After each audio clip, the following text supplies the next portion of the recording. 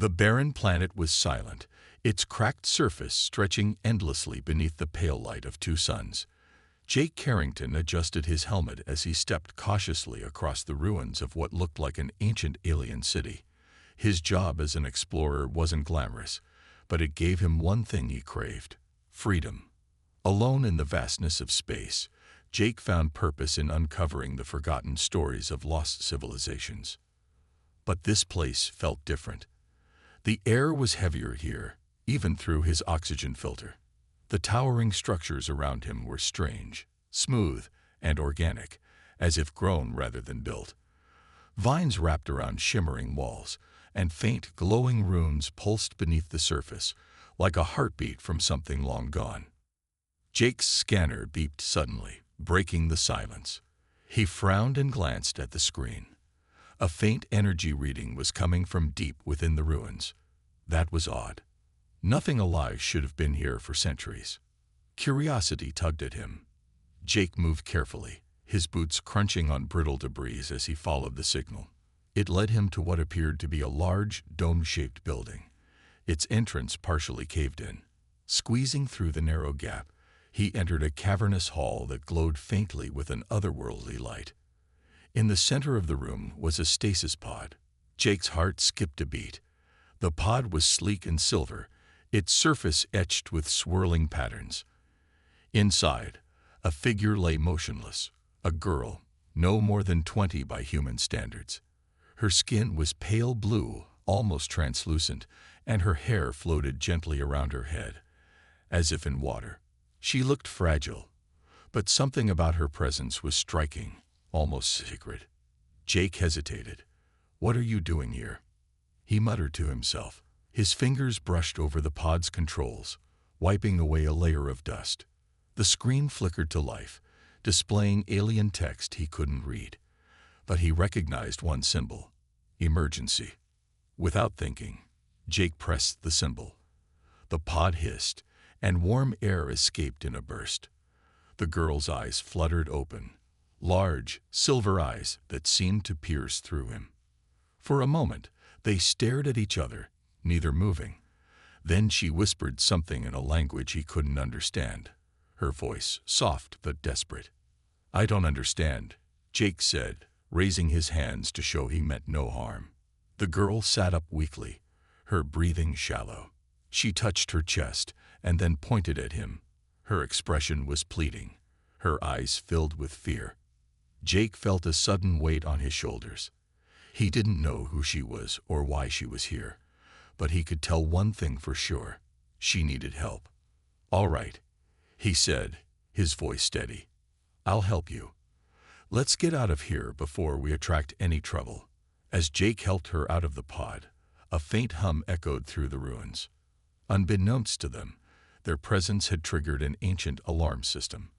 And far above, in the cold reaches of space, something, or someone, was watching. The hum grew louder as Jake helped the alien girl out of the stasis pod.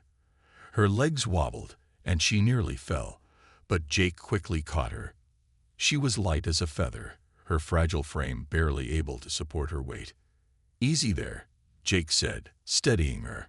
The girl glanced up at him with wide, silver eyes that seemed to hold a mixture of fear and confusion. The glow of the ruins shifted suddenly. Jake froze as faint red lights flickered to life along the walls, illuminating strange symbols he couldn't decipher. A chill ran down his spine. "What the hell is this?" he muttered. The girl tugged at his sleeve, her other hand pointing toward the door. Though she didn't speak his language, her urgency was clear. They needed to leave. Now.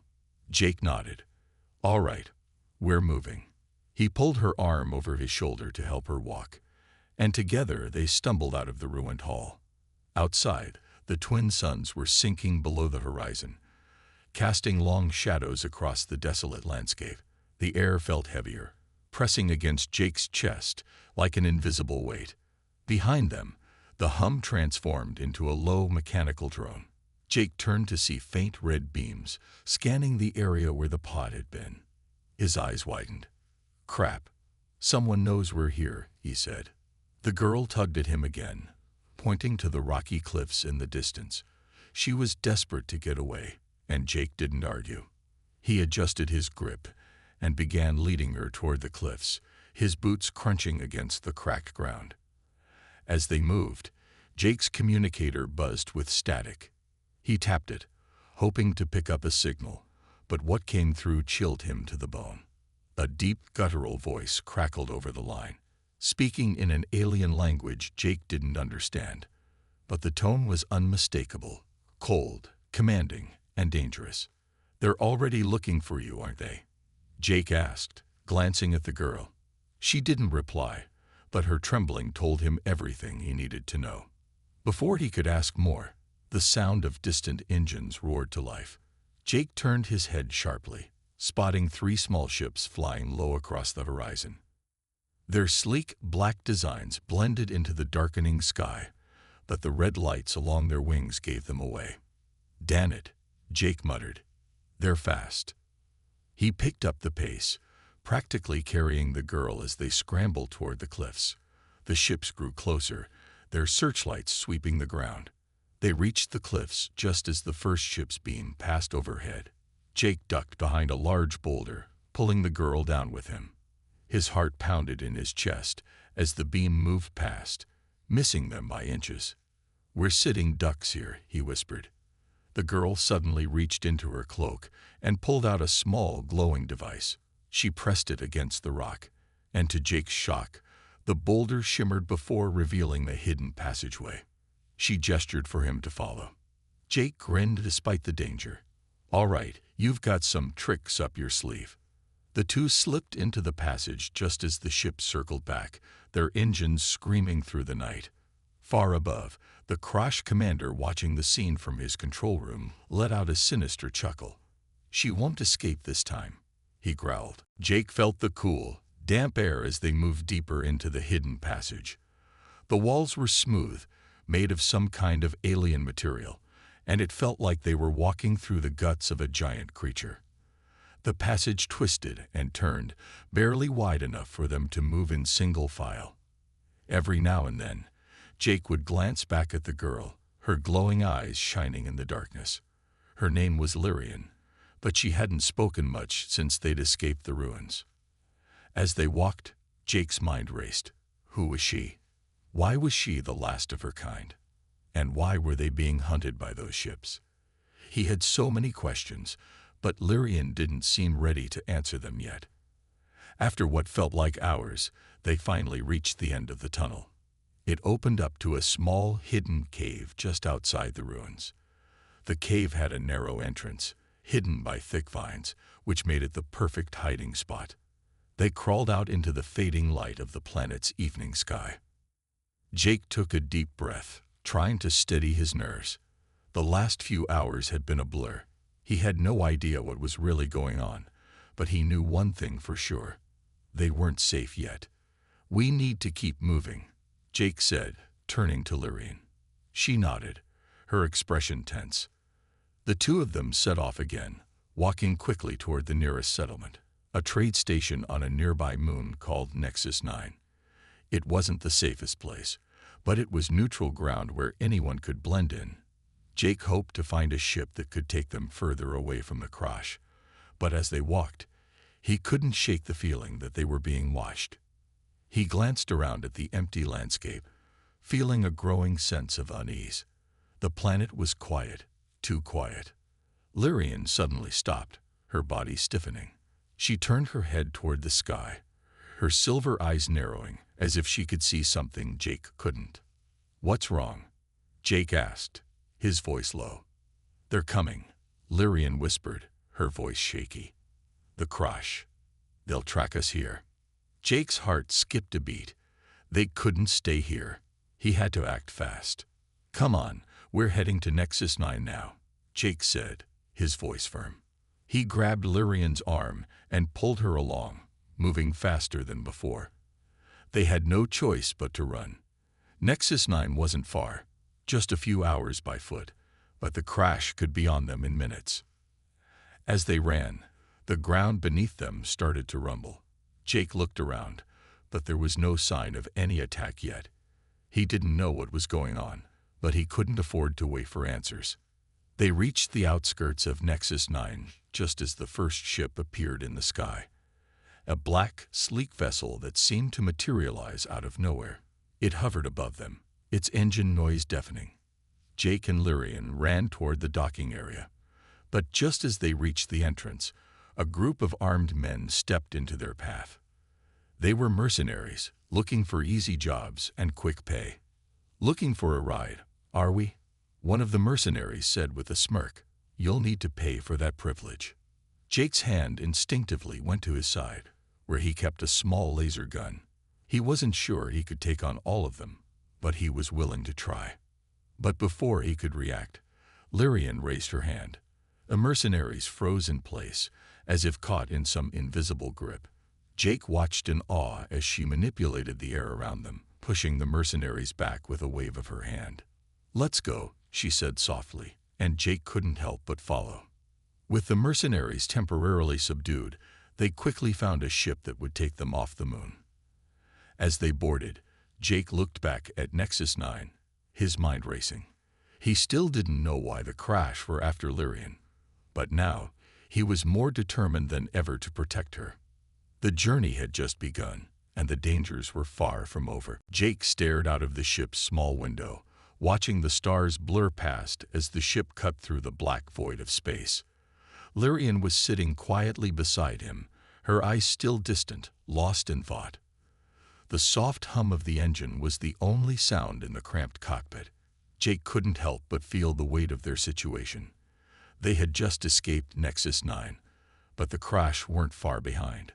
They could be on their tail at any moment. Jake broke the silence. "Where exactly are we going?" Lyrian turned toward him, her silver eyes glistening like stars. Her voice was soft, but firm as she spoke. "I need to find something. The last piece of my people's legacy." Jake frowned, confusion clouding his thoughts. "Your people's legacy? You mean the Varine?" Lyrian nodded slowly. "Yes. My people were the guardians of something important, something called the Shard of Vita. It is said to hold immense power, the kind that could change the fate of entire worlds. The crash destroyed my people to steal it." Jake leaned back in his seat, absorbing her words.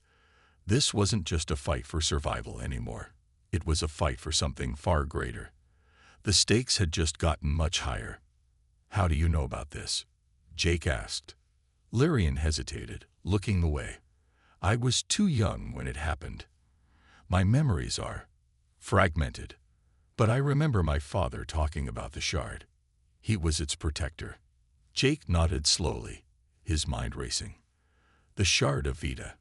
He had never heard of it before, but if it was as powerful as she said, it could explain why the crash were so desperate to capture her. Why would they want it so badly? Jake asked, his voice low. "The crash are a war-hungry people," Lyrian said, her voice tinged with bitterness. "They crave power and control over the universe. The shard could give them the strength to conquer entire galaxies. It's not just a weapon, it's a key to something greater." Jake frowned. "And your people were the guardians of it?" Lyrian nodded. "Yes. We were the keepers of the shard's power, its protectors. But when the crash attacked, they killed us all, and I was the only one who survived. I don't even know how I ended up in that pod. It's all a blur." Jake's eyes softened with understanding. "So you've been alone all this time, running from them." Lyrian's eyes dropped to the floor. "I thought I was the last. But then, you came." Jake felt a pang in his chest. He had no idea what it was like to lose everything, to watch your people be wiped out. But now, in this moment, he realized how much Lyrian depended on him, not just for protection, but for hope. "Well, you're not alone anymore," Jake said quietly, his voice filled with determination. "I'm here, and I'm not going to let them take you." Lyrian looked up at him, her expression softening. "Thank you, Jake." The silence in the ship was thick with unspoken thoughts. Jake didn't know how they were going to find the shard or what dangers lay ahead, but he knew one thing for certain. He was in this until the end. As the ship continued its journey toward the unknown, they both knew the crash would stop at nothing to find them. But so long as Lyrian had a protector, she wouldn't give up. Together, they would uncover the secrets of the Vereen and perhaps the key to stopping the crash once and for all. The stars outside the ship's window flickered as Jake and Lyrian approached the planet Creva. It was a dry, dusty world, known for its dangerous terrain and harsh environment. But it was the closest place where they could lay low and plan their next move. The crash wouldn't expect them to hide here. Jake glanced at Lyrian, who was sitting quietly beside him, her silver eyes focused on the planet's surface below. She hadn't said much since their conversation about the shard. The journey had been long, and the tension between them was thick. Jake didn't know much about the Shard of Vita, but Lyrian's determination to protect it, and the danger it posed, was clear. "We should land near the canyon," Jake said, adjusting the ship's controls. "It'll give us cover. Once we find shelter, we can figure out our next move." Lyrian nodded, but Jake noticed a flicker of concern in her eyes. She was worried, but he couldn't blame her. The crash were relentless, and no matter where they went, the danger was always close behind. As the ship descended toward the planet's surface, a sudden jolt rocked the cockpit. "What was that?" Jake muttered, quickly checking the instruments. A low, growling engine noise echoed through the ship, and a warning light flashed on the control panel. His heart skipped a beat. They weren't alone. Lyrian's eyes widened, her fingers gripping the seat. "They found us." Jake didn't need to ask who she meant. The crashed ships were here. Through the windows, Jake saw the first black ship swooping down from the sky. It was sleek, built for speed and combat. Its glowing red lights were like a beacon, signaling their arrival. A second and third ship followed closely, their engines growling as they prepared to strike. Jake's mind raced. They didn't have much time. "We need to get down now," Jake yelled, yanking the controls to make a sharp turn. He pushed the ship into a dive, heading straight for the canyon below. The ships above followed, but their movements were slower as they struggled to match the ship's speed. Lyrian was already reaching for the emergency hatch, her face tense. "We can't outrun them for long," she said, her voice calm but with an edge of urgency. "We're not trying to outrun them," Jake replied, his eyes scanning the canyon for a hiding spot. "We're going to make them think we crashed." With a quick maneuver, he slammed the ship into the canyon walls, creating a violent impact that sent them both jerking forward in their seats. The ship's engine sputtered as it glided along the rocky ground, sending up clouds of dust. The ship finally came to a halt in a narrow crevice in the canyon floor. The crashed ships circled above, hovering like vultures. Jake and Lyrian were inside the wreckage, hidden, but only for the moment. Lyrian was already out of her seat, her eyes scanning the outside through the cracked window. She looked at Jake, her voice low and urgent. "They'll come down. They'll search the wreckage." Jake nodded, grabbing his gear. "Then we'll make sure they don't find us." He stood up and headed for the rear hatch. Lyrian followed him, her hands trembling slightly. She was ready, but Jake could tell she was afraid. They had no choice now. The crash were closing in, and this was no longer just about surviving. It was about staying one step ahead, and making sure the Shard of Vita didn't fall into the wrong hands. As they slipped out of the ship and into the shadows of the canyon, Jake's heart raced. The fight wasn't over. It had only just begun. The sun was setting over Creva, casting long shadows across the rugged canyon. Jake and Lyrian crouched behind a large rock, watching the crashed ships circling above. Their engines growled ominously as they searched for any sign of the wrecked ship. The tension in the air was thick, and Jake could feel his heart pounding in his chest. Lyrian sat beside him, her silver eyes scanning the sky. "We need to move," she whispered, her voice tight with worry. "They're going to find us eventually." Jake nodded, his mind racing. They were out of time. He had to think fast, but he had no idea where to go next. The crash were too close, and the narrow canyon offered little in the way of hiding places. But then, something caught his eye. Movement in the distance. Jake squinted, trying to make out what it was. A figure was walking toward them, moving cautiously but with purpose. It was a person, and they were coming straight for them. "Who the hell is that?" Jake muttered, his hand instinctively going to his side where his blaster was holstered. Lyrian looked up, her expression softening. "I don't know, but they're not Krosh." Jake didn't lower his guard. The person might not be a Krosh, but that didn't mean they were safe. He glanced around, considering their options. They could run, but the ships would find them in minutes. They could fight, but they were outnumbered and outgunned. The figure was getting closer, and Jake had to decide fast. Without warning, the figure stopped just a few feet away, stepping into the open. They raised their hands in a peaceful gesture, showing that they weren't armed. Jake hesitated but didn't lower his blaster. "Who are you?" Jake demanded, his voice sharp. The person smiled slightly, their voice calm and steady. "I'm Dr. Callan Vorick, a friend, if you're willing to trust me." Lyrian's eyes widened. "Dr. Vorick," she repeated, as if she recognized the name. Jake lowered his weapon slightly, but he wasn't convinced. "What's your game, Doc? Why should we trust you?" Dr. Vorick chuckled softly. "You've got good instincts. I don't blame you for being cautious." He glanced up at the sky, his eyes narrowing as the crash ships continued their search. "But I'm not here to harm you. I've been tracking the Krosh for years. I know their movements, their strategies, and right now I know exactly where they're looking." Jake studied the man carefully. Dr. Vorick wasn't much to look at. He was short, with messy brown hair and a long coat that seemed out of place on this dusty, barren planet.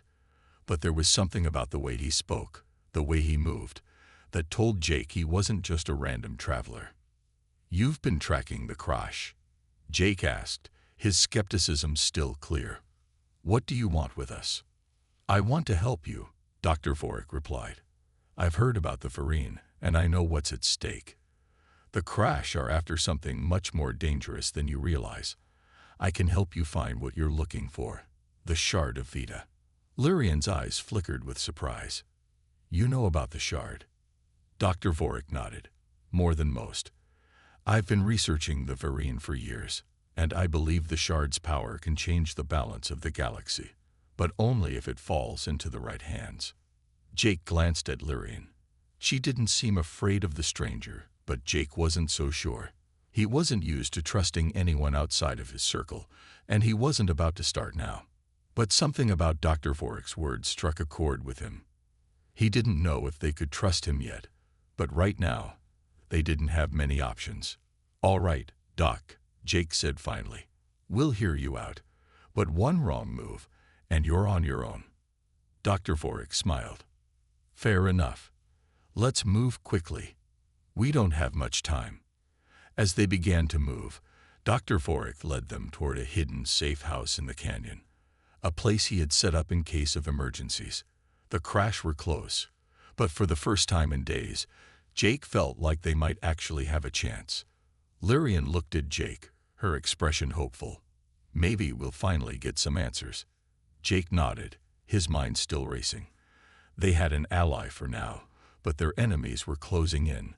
Whatever happened next, they needed to stay one step ahead. The sun was nearly gone when they arrived at the hidden safe house, an old rusted structure built into the side of a cliff. Almost impossible to spot unless you knew where to look. Dr. Callan Vorick led the way, walking briskly with an air of someone who was used to dangerous situations. Jake and Lyrian followed closely, their steps heavy with exhaustion, but they didn't dare slow down. They could still hear the faint hum of crash ships searching the area overhead. Dr. Vorick unlocked the hidden door, which creaked open to reveal a small, dimly lit room inside. It smelled like old paper and chemicals. The walls were lined with stacks of alien artifacts and books, many of them covered in dust. "This is where I've been hiding out," Vorick explained, turning to face them. "It's safe for now, but we don't have long." The crash are relentless, and we need to move quickly. Lyrian looked around the room, her eyes scanning the objects on the shelves. "What is this place?" she asked, her voice tinged with curiosity. "Somewhere I've kept my research on the Varine and the Shard of Vita," Dr. Vorik answered. He walked over to a desk where several old maps were scattered and started rummaging through a drawer. "The crash might be closer than we think, but we need to find out more about the shard. That's our only hope now." Jake moved to the window and peered out, watching for any signs of the crash. His mind was still racing. The Varine, the Shard of Vita, the crash. All of it seemed like a puzzle he couldn't solve. But he had no choice now. They were in it together, and he wasn't going to let Lyrian down. Dr. Vorik returned to the desk and spread out a large map. It was a star chart of the galaxy, marked with symbols Jake didn't recognize. He could see some places highlighted in red, others in blue. Vorik pointed to a cluster of stars near the center. "This is where the shard was last known to be," Vorik said. "It's located on an ancient Varine sanctuary. The crash didn't destroy it. They were too afraid of what it could do. But they're hunting for it now, and we need to get there before they do." Jake frowned. "How do we even get there? It's not like we have a fleet of ships." "We don't need one," Vorik replied, a sly smile forming on his face. "I know a way." He walked over to a small, hidden compartment in the corner of the room and opened it, revealing a sleek, black ship, one that Jake recognized from his time in the military. It wasn't large, but it was fast and could outrun anything the crash had. Jake's eyes widened. "Where did you get this?" Dr. Vorik grinned. "Let's just say I've had my fair share of dealings with the right people. This ship is our ticket to the sanctuary." Lyrian stepped forward, her eyes narrowing. "You've been planning this all along." Vorik didn't flinch. "I knew the crash would eventually hunt you down, Lyrian. And when they did, I knew you'd need help. But there's more to this than just hiding. The Shard of Vita can't fall into the wrong hands." Jake exchanged a look with Lyrian. He still didn't fully trust Vorik, but at the moment, he didn't have many options. The crash were closing in, and the only chance they had was to follow this lead. Lyrian stepped up beside Jake. "We have to go. It's our only chance to stop the crash and protect the shard." Jake nodded, his resolve hardening. "All right, let's do it." The three of them quickly made their way to the ship. As they climbed aboard, the engines hummed to life, and Jake felt a sense of urgency rise in his chest. The crash were closer now, and they needed to move fast. As the ship lifted off, Jake looked out the small viewport at the rugged surface of Creva disappearing behind them. The galaxy stretched out before them, unknown and full of danger. But now they had a purpose: to find the Varine sanctuary and protect the Shard of Vita from falling into the hands of the crash. "Hold on," Jake muttered under his breath. "We're going to make it through this. We have to." The ship shot through the stars, leaving Creva far behind. The sleek black vessel moved faster than anything Jake had ever piloted, its engines purring as it cut through the cold expanse of space. The tension in the small cockpit was thick. Lyrian sat beside him, her hands clasped tightly in her lap, her eyes distant but focused. Dr. Vorik was in the back, poring over his star maps and mumbling to himself. Jake couldn't help but glance at Lyrian every now and then. She looked lost in thought, as though the weight of her people's legacy was heavy on her shoulders. He knew she was carrying more than just the burden of survival. She was the last of the Varine, and the Shard of Vita was the key to her people's survival or their final destruction. "We're almost there." Dr. Vorik's voice broke the silence. "Just a little further." Jake nodded, though he wasn't sure how much further they could go. The crash were relentless, and though they had been able to escape them once, they knew the hunt would soon begin again. The shard was too important, and the crash weren't about to give up so easily. As they neared the coordinates Vorik had given them, the stars began to shift. A small, hidden cluster of planets appeared ahead, their dark, rocky surfaces barely visible against the vastness of space. The map Vorik had shown them had led to this place, an uncharted system. "There it is," Vorik said, a small smile creeping onto his face. The Varian sanctuary. The ship's sensors began to beep, warning them of an approaching gravitational field. Jake adjusted the controls, guiding the ship carefully toward the center of the system. Ahead of them was a large, glowing planet with a strange energy surrounding it. The surface was dotted with massive, intricate structures, ancient and untouched by time. It was clear this place had been abandoned long ago, but its power was still alive. Lyrian sat up straighter, her gaze fixed on the planet. "This is it," she whispered. "The sanctuary." Jake couldn't help but feel a sense of awe as they entered the planet's atmosphere. The energy surrounding the planet seemed almost alive, humming with an ancient power. It was unlike anything Jake had ever felt before, a strange mix of danger and mystery. The ship touched down softly on a large plateau, surrounded by tall stone pillars and glowing symbols. The landing area was a vast open space, with the sanctuary itself in the distance. Massive stone structures rose from the ground, their shapes elegant and complex, almost as though they had been grown rather than built. Jake stepped out of the ship first, scanning the area for any signs of danger. The air was still and quiet. There was no sign of the crash, or anything else, for that matter. Lyrian followed him, her eyes wide with wonder. She looked as though she had stepped into another world, one that held the answers to everything she had been searching for. "This is where it all began," she said softly. "The Vareen built this place to protect the shard. It's the key to everything." Jake looked over at her, feeling a sense of responsibility growing inside him. He wasn't just protecting her now. He was protecting her people's future. The weight of that responsibility felt heavy, but he wasn't going to back down. They moved toward the sanctuary, passing through ancient archways and intricate stone carvings. The air seemed to hum with power, and Jake could feel it in his bones. There was something here, something waiting to be unlocked. Suddenly, Lyrian stopped. She raised her hand, and Jake instinctively followed her gaze. Far off in the distance, a dark figure appeared, moving quickly toward them. It was a Krosh ship, dark and menacing. "They found us," Lyrian said, her voice a mix of fear and determination. "We don't have much time." Jake looked back at the ship, then at Lyrian. "We'll get the shard. We'll stop them. I promise." But as the Krosh ship closed in, the ground beneath them began to tremble, and a low hum echoed through the sanctuary. Something was about to happen. And whatever it was going to change everything. The hum of the sanctuary grew louder, vibrating through the ground as Jake and Lyrian stood in the vast open space, watching the Krosh ship approach. The sky above had darkened, and a cold wind whipped through the ruins. The air felt charged, heavy with the ancient power that lay beneath the surface. Jake's heart pounded in his chest. They were running out of time. "We need to move," Jake said, his voice tight. The Krosh were closing in, and the ancient sanctuary wasn't going to protect them for long. Lyrian glanced at him, her eyes filled with determination. "I can feel it," she said softly.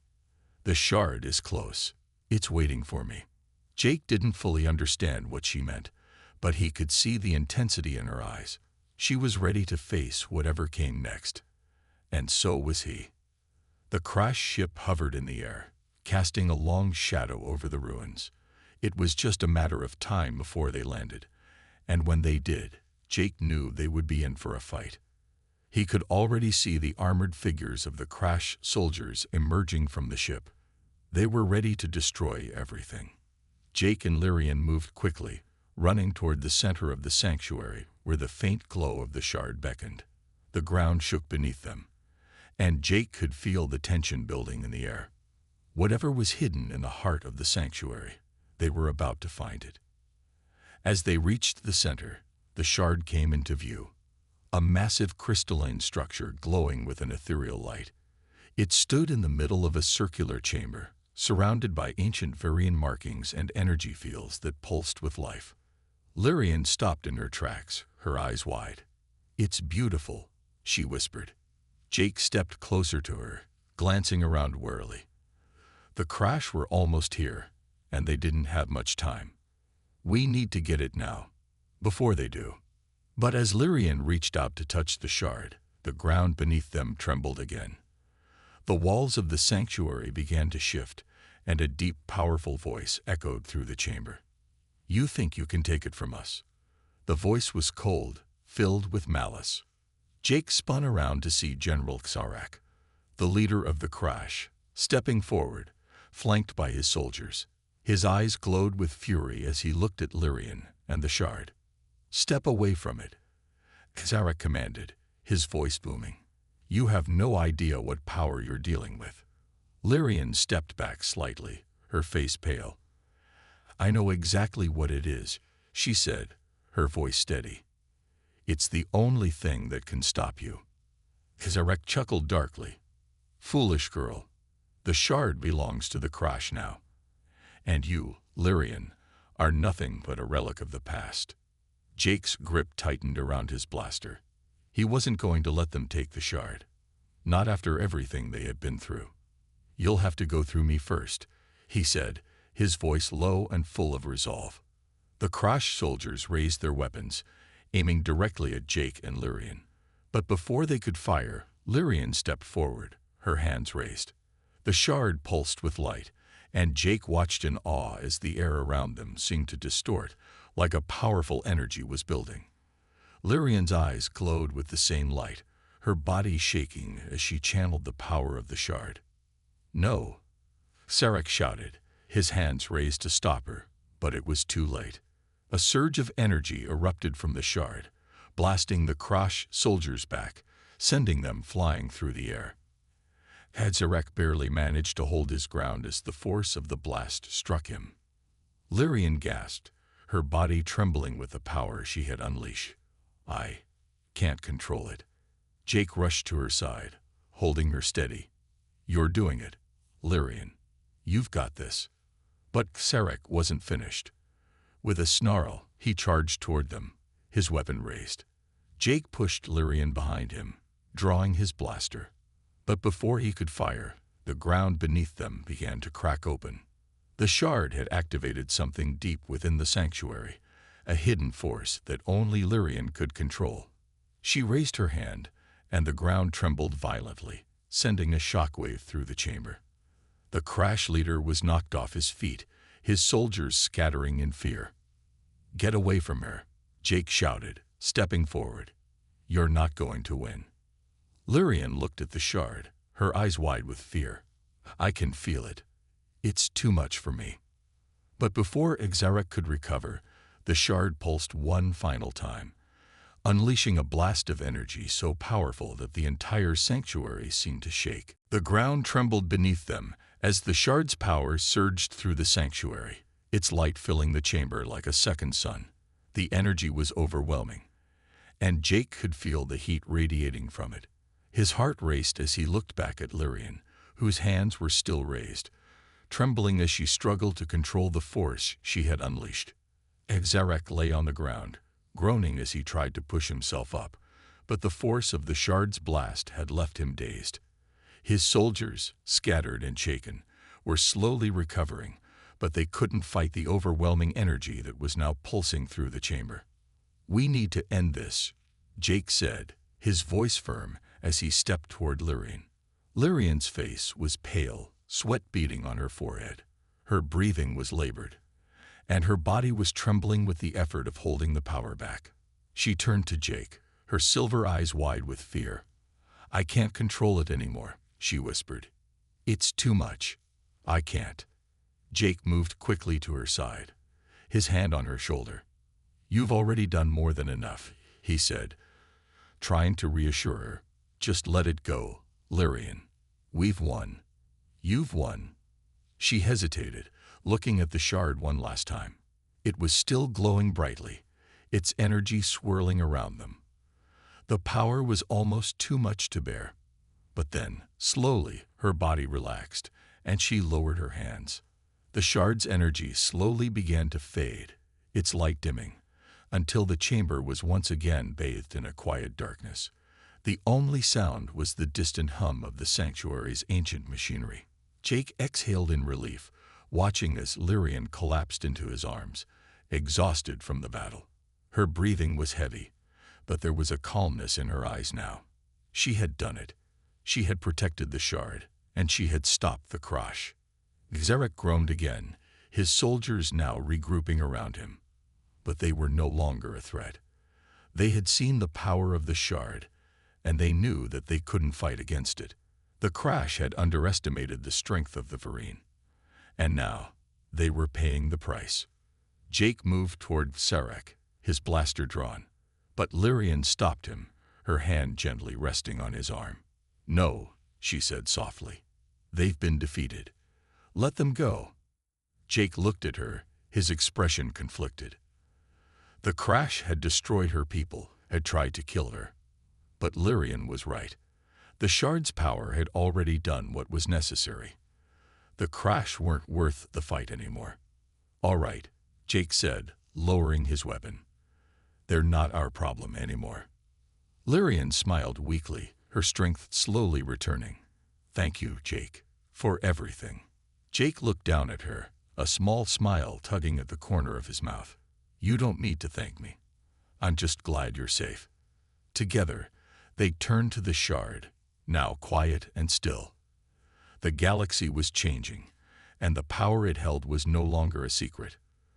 But with Lyrian's courage and Jake's determination, they had a chance to stop the crash from taking it. Lyrian reached out and gently touched the shard. The energy beneath her fingertips hummed softly, but it was no longer threatening. It was as if the shard had found its place, its purpose, and it was at peace.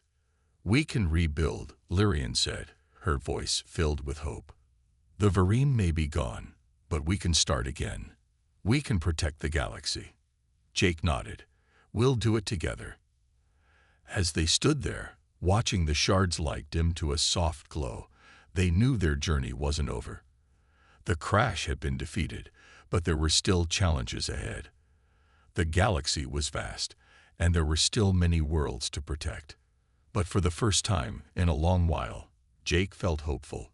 Together, they had changed the future. Together, they would protect it.